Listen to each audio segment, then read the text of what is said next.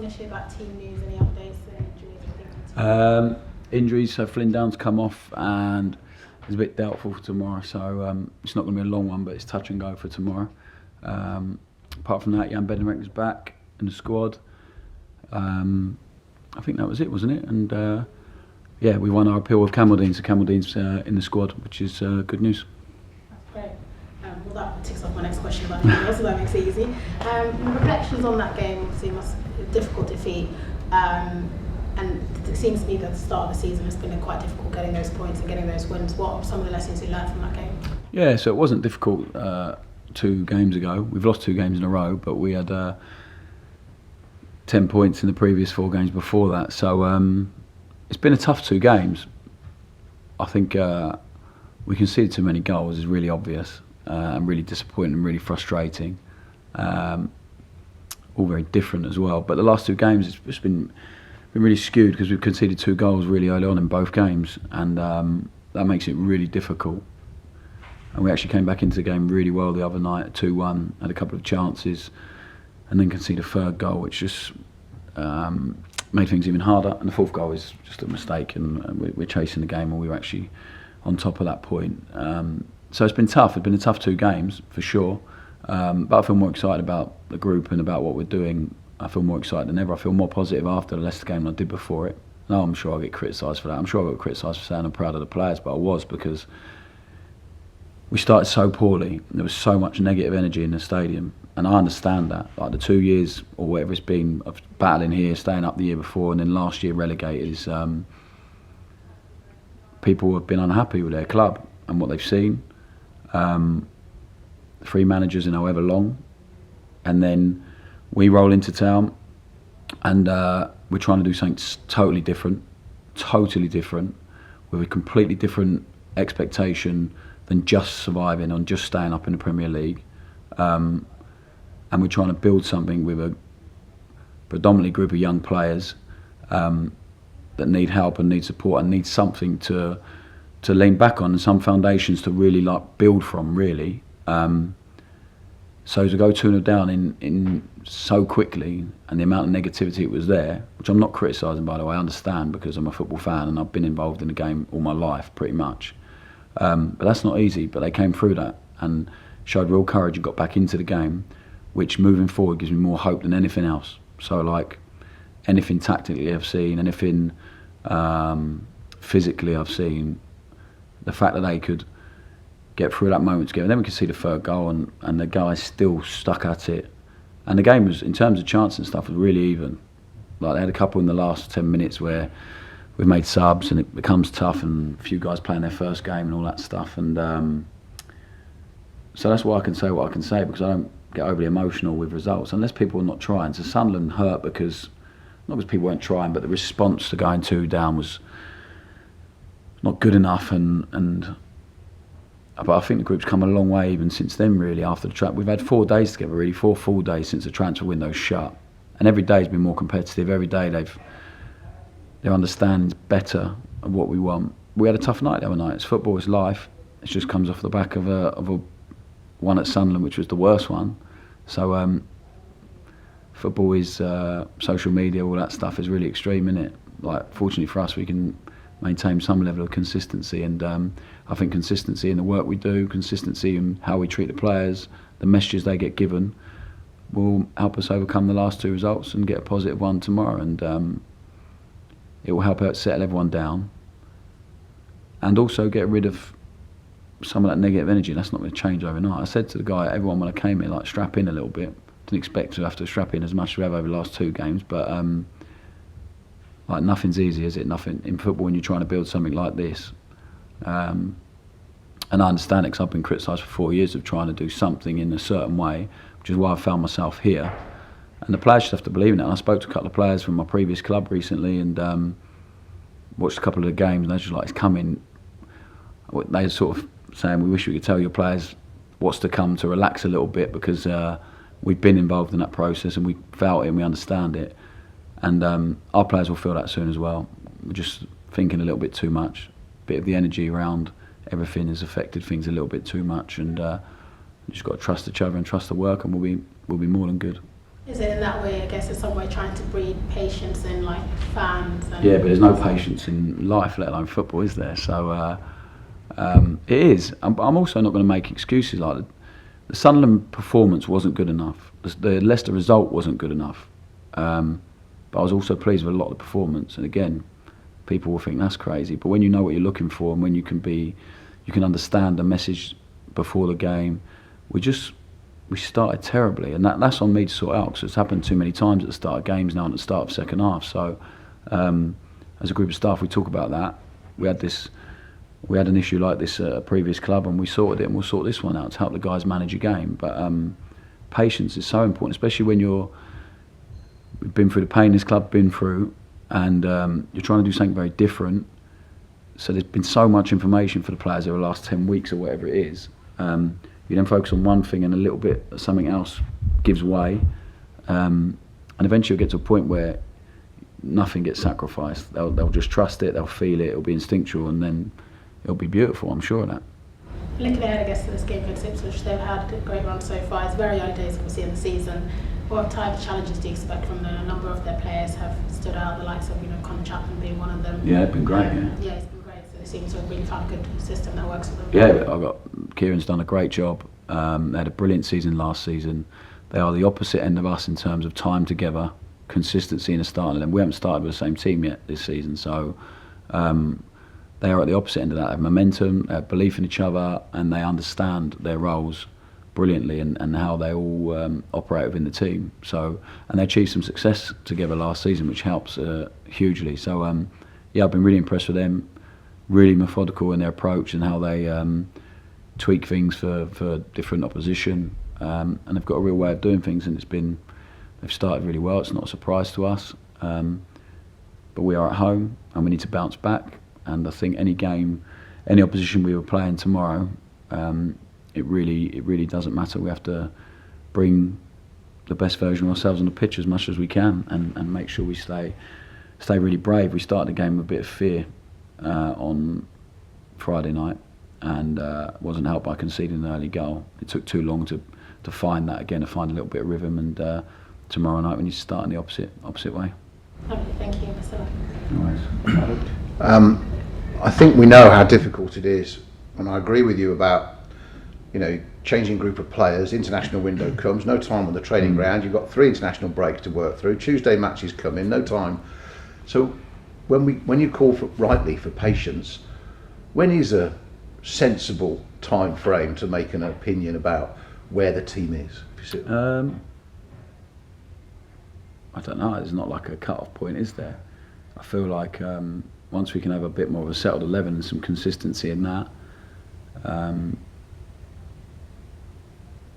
I think so. We are just like we're 2 games, 2 really difficult results. Before that, I'm pretty sure people are starting to feel quite positively about their team and their club again, and like seeing signs of what's to come. But results dictate everything in football, and like perception, and not in here. The group have been brilliant. I think we've had a couple of really brilliant days since Friday night, discussing everything that went wrong and going through it, and also a lot of stuff that went right and how we could have capitalised more on that.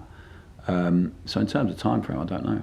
Like, we will be better than we were on Friday, and then if we win tomorrow, we're in a good place, and everyone feels a bit more positive. So I don't know. I don't get caught up in all that really. For us, we're quite a way away from where we want to be in terms of how the team's going to look. But also really pleased with how far so many of them have come, and their understanding and their willingness to try it. And it's our job to make sure they maintain a certain amount of courage to be able to do that. So if we were coming in and building off the back of a work that someone had done in a similar manner or style and game model and all that stuff, of course it's a bit easier, but we are trying to change so much. So I'm quite relaxed about that. People will feel like they feel we'll win more games than we don't. I'm not going to let the last 2 games really, as I said, the Sunderland one made me feel a lot worse, but I'm not going to let the last 2 results really impact the work we do and how we feel about things. We have to work on certain things really clear. We have to concede less goals. It's not like there's a pattern to that either. They're all so different. We're working through that, apart from the restarts, kick-off and after scoring. and then at the start of the second half as well. And I think when you haven't been used to winning, you score, you feel relief rather than the willingness to really go on and drive that. So that's about mentality and about feeling. And also in the same way, the start of games have been a bit too much fear and anxiety, and also like game management. We've given chances to teams early in the game by going backwards too much, too early, giving up territory too early. So just building the players' understanding around that, and I've got no doubt we will respond in the right way. I think you're right that we all enjoyed keeping the ball for 9 minutes at Sheffield Wednesday in stoppage time a lot, as much as we didn't enjoy watching the game at Sunderland. And I don't think fans necessarily forget that. I'm just fascinated in when you concede like so early in 2 games in a row. Do you, think, right? Well, whatever happens, we can't do that, or do you? I know you don't want to change your principles, but it can look a bit kamikaze when things like that happen, because they break and you're like, where's everyone gone? Yeah. So do you have to temper things a bit or not? Or will you not do that? I think we have to find a way to help the players manage the game, but without losing and going away from what's really important to us as a group. And we will do that, and we spoke about that. The frustrating thing is we spoke about that on Friday as well. We still end up doing it. So that has to be a bit of anxiety or not enough. We didn't beat the message home enough. But also, you just can't get anywhere. To do this, you have to go through a certain amount of pain to grow and get there. Unless you're given £100 million, you can go and sign the best players in the world and go on the pitch and go, we're going to do this, lads. It's really not that simple. And I think if it was easy, I think more people would try and do it. But I think the pain we go through now will only help us as the season goes on. It will make it even more enjoyable when it clicks, because both clubs I've been at previously, we had to go through a lot of pain to get to where we wanted to get to, and by the end of it, I said to you, the feeling we had with the players, the understanding they had, the results they had towards the end, and the way they played was beautiful to watch and to be involved in. I've got no doubt it'll be the same here. We just have to speed up the process a little bit and just keep helping the players learn and grow, because so often the response to a bit of pain in football is to probably what you're talking about really, is tense up, shut up shop, be a bit more pragmatic, fight a little bit more, run a little bit more, all that stuff. But it's not how it's not beneficial to the players, it's not beneficial to this club over a long period of time, it's not beneficial to us. So our job is to help them through the pain, and we're feeling it with them, and to help them grow through that rather than shrink and become safe and to lose a bit of themselves in the process, which happens all the time in football.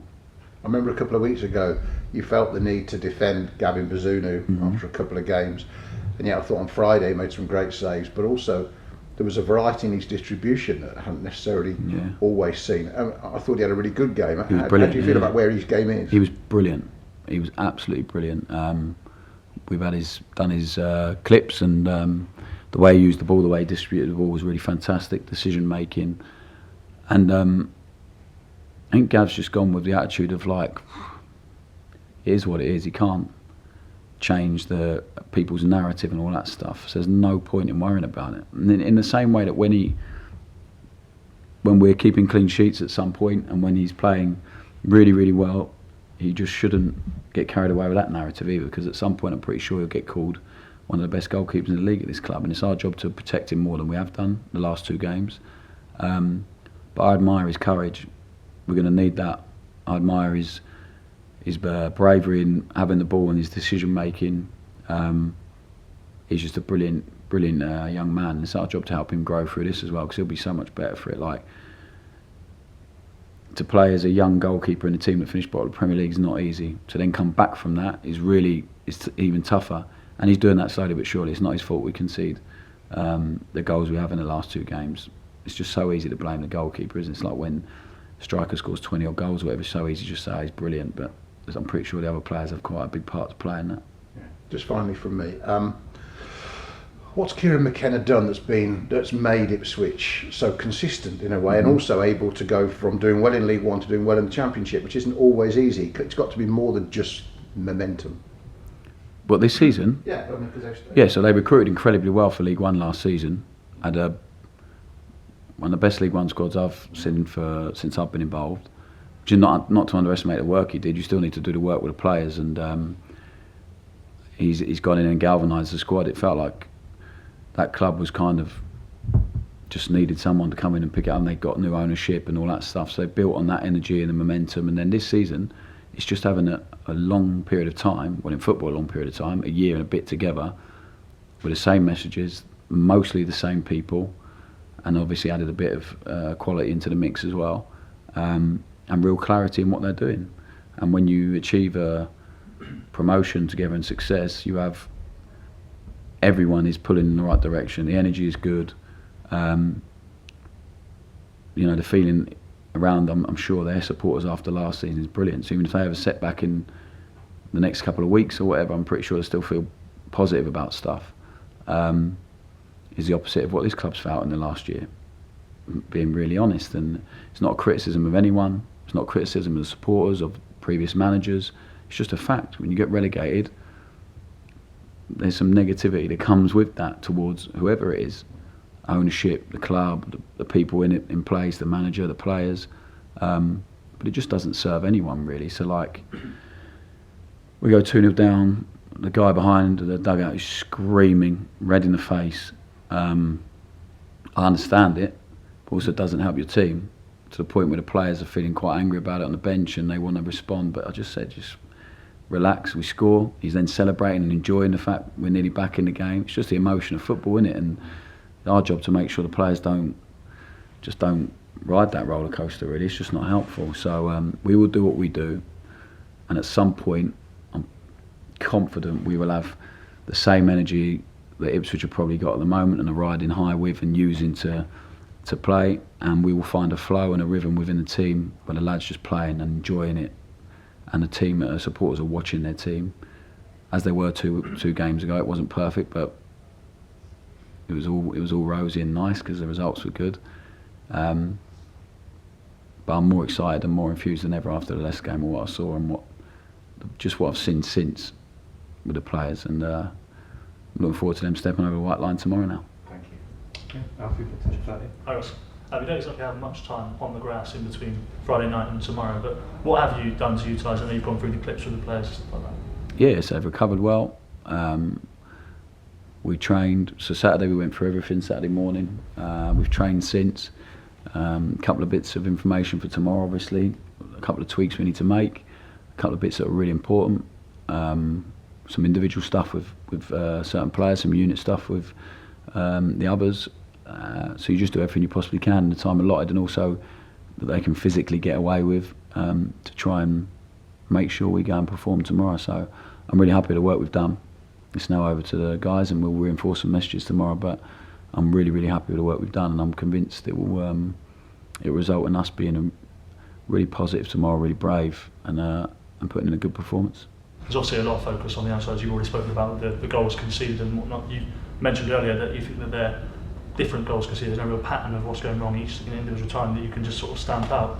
But I suppose when you do concede this many goals, I think it's a tied record for the Championship and all this sort of stuff. When you're a team that's expected to be in the top 6, top 2, what do you do now? Yeah, but we're 6 games in. Yeah. Yeah. So like, it's been too many goals. I'm well aware of that. But I couldn't care about the record after 6 games if after 46 games it's good. So it's been frustrating and hurtful to concede that many goals. It's not ideal. So there are a few messages that have been really key that we haven't quite done well enough. So although there's not like a huge pattern, there is certain bits that we need to get behind the ball quicker in certain moments, and because when we're on the front foot and the team is together and we're pressing, it's been good. It's when the ball then gets beyond, we need to get more compact quicker, get together quicker, and then wait for the moment for us to go and steal the ball back again. It's in transition, and when the game, we don't have much chaos in our game, but in the moments we do, and we haven't defended the chaos well enough. And we also haven't taken advantage of the chaos well enough. When we stole the ball against Leicester a few times the other night, we didn't punish them in the way that we should have, and they punished us. So it's in those moments, and that's about mentality and getting together, and we have guys, and also like consistency in the team. Taylor's playing his first game the other night, Shea's playing his however many games, but his first one at starting at centre half, and they'll all be better for it. We'll all be better for it, and that's why I've got no worries. We just need to find a rhythm with that, and the lads need to really feel it on the pitch. Togetherness, the willingness to fight for each other, the mentality to defend and block and get up to people. It's just not quite been good enough, and it will be. We'll improve it. It's a blow if you don't have them down for tomorrow, but does it give somebody an opportunity to play in a natural position? Just want to Shea Charles, for example, something a little bit different. Are you clear on the solution? Yeah, I think we have loads of options. So yeah, it's up to us to make sure we find the best one to go and win the game. Gavin Bazunu spent such a long time, I suppose, getting back onto the grass and getting back into the team, and everything that you've already talked about with transfer speculation and whatnot. Then to come on, I thought looked really, really bright for the first sort of 20 minutes, but then make that mistake and get himself sent off. How has it been for you, just trying to lift his head back up now that he's back in the squad? Yeah, all in 45 minutes, didn't he? He was frustrated with his performance, so I think we have to expect a bit of rustiness. But he had a couple of moments really on. You thought, okay, yeah, this is the Camaldine we've seen in training, and then it slowed down a little bit after the mistake. Which is he's a young lad. It's his first game back. He was disappointed, but I thought he worked really hard for the team. He's going to be so much better off for that 45 minutes now, and ready to build on that. So yeah, it's quite exciting about what he can come in and do, and it's nice that he was gutted after the game, like genuinely devastated. He might have to miss 3 games after being out for so long. So I'm really pleased that they've made the right decision, and we've won the appeal, and he's back involved, and look forward to getting him on the pitch. I think Sky Sports said during commentary that Samadozi came off because of a little bit of a knock. Is that true? How was he?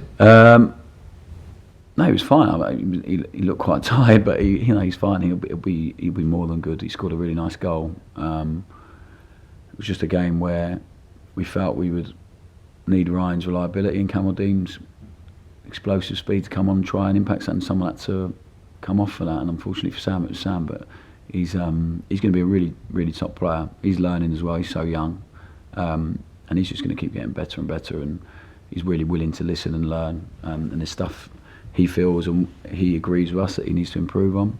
It's like any young player, and he works really hard to do that. But he has 2 goals now. He looked a real threat going forward, and I think he's growing all the time, physically, mentally, and he'll be, by the end of the season, he'll be a top player at this level for sure.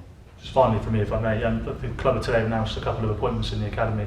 We've got Adam Ashgar for 21s coach, Callum McFarlane for 18s, and obviously Ricky King and Jack Chapman as well in their roles. I know a couple of them have already been here and working for a few weeks, but in terms of long-term vision, have you had a chance to meet with those and happy with those guys coming? Yeah, I spoke to all of them, yeah, really like them. Obviously a couple of them I know, but I think Jason and Andy are putting together a group of people that